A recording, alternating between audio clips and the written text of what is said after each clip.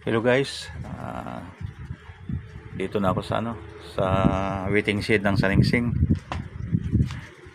Basa na ako guys ng ulan. Kaya ito palamig.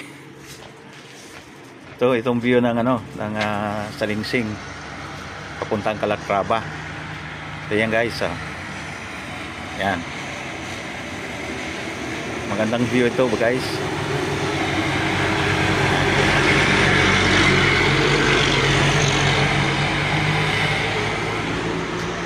Yan, kaya pasyalan dito at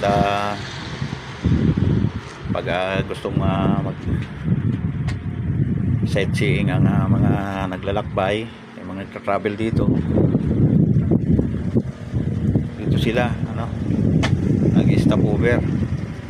Ayan guys, ganda, kaso lang maambon kaya di makita masyado yung mga kabahayan sa baba. Yan, mayroong mataas na bundok dito, yung Mount Payawpaw. Yan, hindi lang makikita kasi umaambon yan, kaya kahit umuulan guys, medyo exciting pa rin ang paglalakbay kasi maganda yung mga view.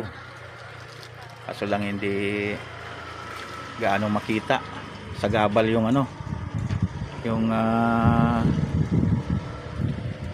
ulan.